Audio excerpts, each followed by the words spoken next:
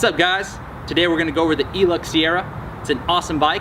We're also going to go over all the cool features it has and also give you a few tips and suggestions to keep it running properly and hopefully ensure that you always have a great riding experience. That's it. Let's get started. Alright guys, first thing you're going to notice here is your display. This is where you're going to be able to turn the bike on. It's going to allow you to go through all your settings and functions of the bike. We'll get into that in more detail in a minute. Underneath the display right down here, you're going to see a USB charge port. That's where you would charge your USB enabled devices. Over here on the right side of the handlebars, you're going to find your throttle. This is what's going to allow you to make the bike go without any assistance of you pedaling. Also here on the right side of your handlebar, you're going to find the lever that operates your rear brake. On the left side, the lever that operates your front brake.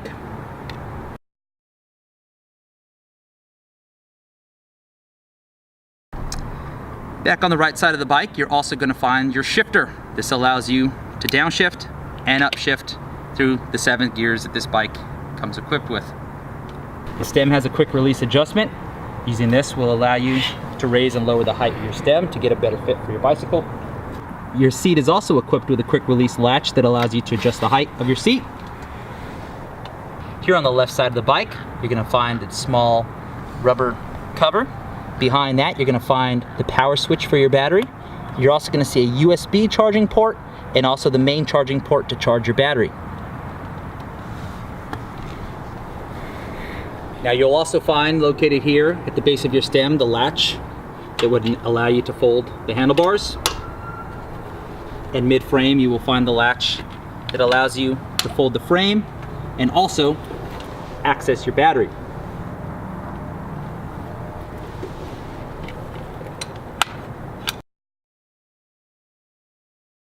Alright guys, the next thing we're going to go over is a few basic safety checks that you can do yourself. We do recommend that you have your bike professionally tuned and adjusted by an authorized E-Lux dealer or professional bike shop. But there are a few things you can do yourself. But just check over the axle nuts, the various components like your fenders, your bolts here, various components throughout the bike, your cranks, your pedal. You want to make sure none of this has excessive play or wobble in it. Nothing is feeling loose. If you do notice those things and you have the ability to tighten or adjust them yourselves, feel free to do so, but we do highly recommend you take it to a professional shop for that. Another thing you're going to look over once in a while is make sure your brakes are working properly. Of course, when you're riding, if you pull the brakes and you're not stopping the way you should be, it's time to have your brakes adjusted. One of the simple things you can do is pull your brake levers. They should be able to grab at about 50% of your brake lever pull. If you notice these levers are going all the way back towards the grip, usually means it's time for some new pads or to have your brake cables tightened.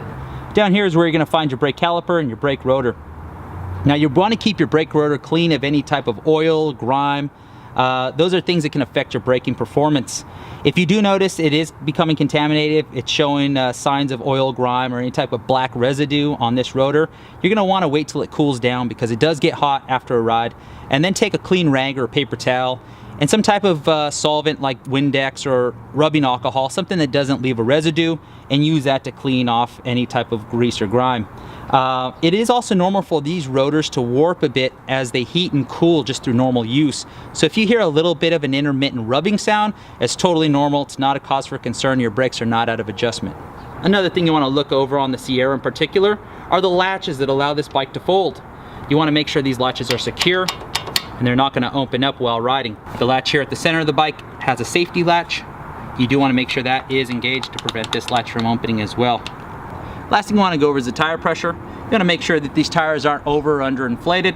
It's going to indicate right here on the side of the tire how much pounds of pressure to run. Being that this is such a fat tire, you can run them down as low as 5 psi, which is really good for soft surfaces like sand or loose gravel. You can run them as high as 30 psi if you're looking to get more efficiency out of them, if you're primarily on pavement. Bear in mind that the inner tube inside this tire is made of a porous rubber similar to a party balloon, so they will lose a little bit of pressure over time. It is normal to have to top these off once in a while. You may want to check them every 2 weeks or so. Next, we'll go over how to use the shifter in the gear system. Bear in mind the gear system is only used to aid in pedaling efficiency and does not affect the power output or performance of the motor. It is sometimes necessary to pedal in conjunction with the motor to get up a steep hill, get maximum acceleration, or maintain higher speeds. Knowing how to properly use your gears will give you that advantage. It's a good idea to use these gears in conjunction with the motor It's going to help you climb and accelerate. Now, you're going to see 1 through 7 located on your shifter. Lower numbers are lower gears. And just like a car, you're going to want to use your lower gears when climbing a hill or getting started from a dead stop. As you build speed, you're going to want to shift to the higher gears. Now, you do that by pressing one of these 2 levers. The one here at the top, which is pushed by your thumb, is going to take you into a lower gear. The one below it is your higher gears. Now, it's generally recommended that you make a single shift at a time, and you must be pedaling in order for those gears to engage. Now, generally, first gear is what you're going to be using if you're climbing a hill or getting started from a dead stop. And as you build speed, you're going to upshift, upshift, upshift, upshift. 7th gear is your absolute highest gear. That's where you'd be clocking at top speed. And I usually recommend that as you decelerate or come to a stop, you're going to want to start to downshift again, so that way when you take off, you're back in an easy gear. Next up, we're going to go over charging your bike. It's pretty simple. If you can charge your phone, you can charge this bike. This is the provided charger that you're going to get. Use nothing but this provided charger. When the charger's plugged in, you're going to see this light turn green. That lets you know that there is power going to your charger. From there, there's 2 ways to charge your battery, either on the bike or off the bike. If you're charging it on the bike, what you're going to want to do is open up that little rubber charge port, simply insert your charge into your battery, and it will begin charging. When it does so, you're going to see a red LED indicator on the charger itself to let you know that your battery is charging. When that LED indicator turns green, you know your battery is at full capacity. Now, if you do want to charge your battery outside of the bike, it's very simple. So in order to charge your battery off the bike, you're going to want to remove your battery. You do that by opening up the center latch that allows your bike to fold. You fold your bike to about 90 degrees. And from there is where you're going to find your battery. Now, all batteries are locked in position with a key. I've already unlocked this one, but if you haven't, you're going to put your key in here, turn it, unlocks the battery. The small latch here then pulls up and allows you to pull the battery out of the frame of the bike.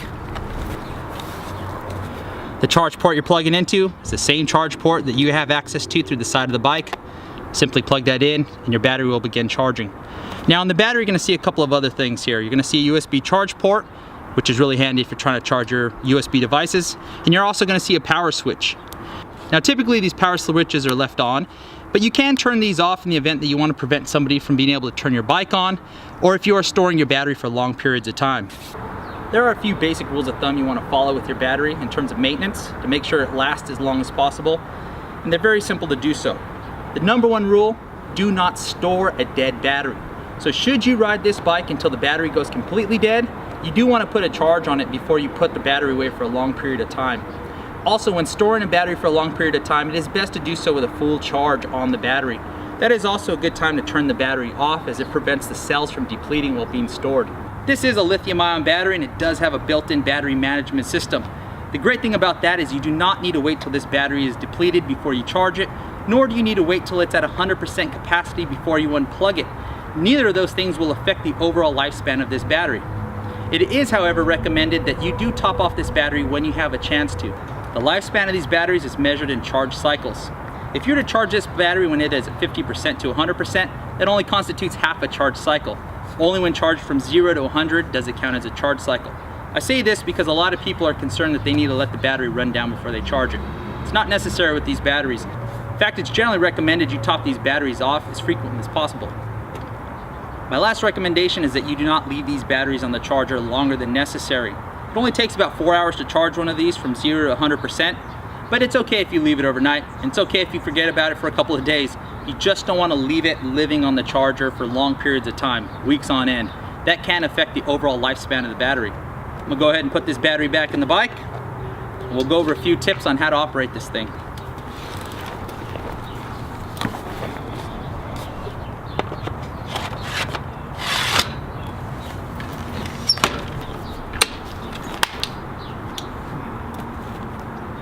Cool. Next thing we're going to go over is how to fold the Sierra. I usually like to stand on the non-drive side of the bike while I do this. From there, what I'm going to usually want to do is lower the seat post to its lowest position. When doing that, it's going to allow the seat post to extend below the frame of the bike. This is actually going to provide something for the bike to rest on when it's folded. Some E-Lux Sierras do have folding pedals. If your model does have those, this is how you fold them. Push them, fold them. It's as easy as that. Now you do not need to fold the pedals in order to fold the bike. Next thing you want to do is open the latch of the handlebars. Now if you simply pull on the latch, it will not open. There is a small button here in which you have to hold up. That is a release for your latch. Simultaneously open the latch while holding that button. That's going to allow your handlebars to fold over to the drive side of the bike. Now keep in mind these wires may get a little bit tangled up. You want to just make sure that they're not caught on anything like such. So either have them in front of the handlebar or behind the handlebar and let the handlebar rest to the side. Once your seat has been lowered, your pedals folded, your handlebars folded down, next it's time to actually fold the frame of the bike in half. You're going to do so by releasing the safety mechanism on the latch, and that's going to allow your latch to open up. Remember to have the kickstand in the upward position before you fold the bike. From there I push forward with my knee. It's going to open up your hinge mechanism. Then simply fold your bike in half and you're ready to go. Putting it back together is as simple as folding it. Stand your bike up, fold it closed, latch the center latch, latch the safety mechanism, fold your handlebars up, latch the handlebar latch, fold your pedals back flat. You can raise your seat back to its original position and you're ready to ride. Next, I want to go over your display, the functions, its settings, and how to use them. This is also how you're going to power up your bike. Before you get started, you want to make sure the battery to your bike is also turned on. Once you've done that, you're going to simply press the power button located at the upper left-hand corner of your display. Give that one little tap. It's going to power up your display. Now what I'm going to do is backlight the display so that you can see better what I'm doing. If you have one of the E-Lux models that we sell that is equipped with an integrated headlight, this is also how you would turn that headlight on. To do so, just hit the power button one more time. You don't need to hold it, just one quick tap is all it takes. You do see this small icon that indicates that the backlight is on, or also your headlight if you do have that type of bike. The bottom left-hand corner you have your pedal assist levels. Now should I start riding the bike in the pedal assist level 0, I'm not going to get any assistance from the motor. In order to change that level and raise it, you're going to use the plus key located to the left of it. Hit that once, it'll go to pedal assist level 1. Hit it again, 2, 3, 4, and 5. Now in pedal assist level 5, you get full power, full acceleration, and maximum top end speed. The great thing about lower pedal assist levels is they help you maintain a more casual or a slower pace, and they also help conserve battery. Remember, the higher the level of pedal assist, the faster it's going to drain your battery. One good thing to remember is your throttle will always act as a full power override to any level of pedal assist you're in. Meaning if you're in pedal assist level 2 and you need instant power to get up ahead of somebody, just use your throttle and it's going to give you a full boost as if you were in pedal assist level 5. The cool thing also is that your throttle is always active even when in pedal assist 0. The next thing I want to show you on your display is your power meter, located directly above your pedal assist level indicator. Now this power meter is going to fluctuate as power is being sent to your motor. I'm going to go ahead and hit the throttle here and you'll see this thing fluctuate.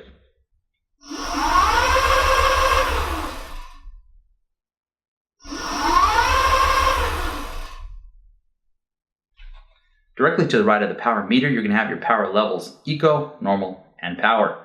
As you can see from the box with the check mark in it, power is what is active right now. That gives you full potential acceleration on this bike. If you do have a longer ride and you want to conserve battery, you can lower that to normal or eco mode, and I will show you how to do that in a minute. Now directly to the right of that is your speedometer. Right now I have mine set to miles per hour. You can change that to kilometers per hour, and I will show you how to do that in the settings menu. Directly below that we have your battery management system, which is going to display your voltage. Next to that is your battery indicator level, and as your battery is consumed, you will notice these levels drop. You'll also notice your voltage drops in conjunction with that. Below that, you have your trip, time, and odometer. And as you can see, I use the set button to toggle through those three functions. You can reset your trip in the settings menu, and I will also show you how to do that. Alright guys, next thing we're going to do is go into the settings menu and show you how to change some of the settings on your display. To enter the settings menu, you simply hold down the set button for about 5 seconds, and it will take you to the settings menu. Now the first option you get is set 0. Set 0 allows you to change between your power options: power, normal, eco. Once again, normal and eco are more conservative to the battery, but reduce acceleration. If you want to change the level, you simply use the plus or the minus key to move the check mark in the box next to the power level desired. Use the minus key here, takes it to normal. Hit it again, takes it to eco. To raise the level back up to power, use the plus key again back up to power. Now if you hit set again, it's going to take you to set number 1. Set number 1 allows you to reset the trip. Right now it's on 0, but should there be something there you want to reset, you're just going to press the minus key, and that will reset your trip. Hit set again, and it will take you into set 2. Set 2 allows you to change the top potential speed of your bike. You don't need to change that setting. Hit set again, takes you to set level 3. It's going to let you change the wheel diameter size. Once again, something you don't need to change. We already have these bikes set up for maximum performance, so I suggest leaving the speed and the wheel diameter alone. Hit set again, it will go to set level 4, and that's going to allow you to change between miles per hour and kilometers per hour. Once again, using your plus and minus keys to make those changes. Once you're done changing your settings, just hold the set key back down for about 5 seconds. It'll revert you back to your main menu. Your display also comes with an integrated USB charging port. It's located directly below the display, but you do need to activate that charging port in order to send power to it. To activate that charge port, you simply hold the set key and the plus key down together at the same time for about 4 seconds, and your port becomes active. You will know it's active because you will get a small icon right here showing you that the USB port is active. In order to turn power off to the USB port, it's the same thing. Hold the set key and the plus key down for 4 seconds, and your USB port is now turned back off. The next thing I want to mention is this bike is equipped with a walk mode. We don't necessarily recommend you use it. It's pretty much a carryover from some of the European models that don't come with a throttle. But I'm going to show you where it is and how it works just in case you need it or just in case you accidentally turn it on. Now what the walk mode does is allow your bike to propel itself at a slow pace. You're going to activate it and engage it by pressing and holding the minus key for about 5 seconds. At that point, you're going to notice that the bike is going to push itself along at a slow, casual pace. To stop walk mode, simply release the minus key. Last thing is shutting off your bike. It's as easy as holding your power button down for about 3 seconds. Your bike's now off, and that's all there is to it. Hopefully you found some of this information useful and have a great time on your E-Lux electric bike. For more information or to view our entire line of e-bikes, you can visit our website at www.eluxbikes.com, or you can give us a call at 949-440-1967.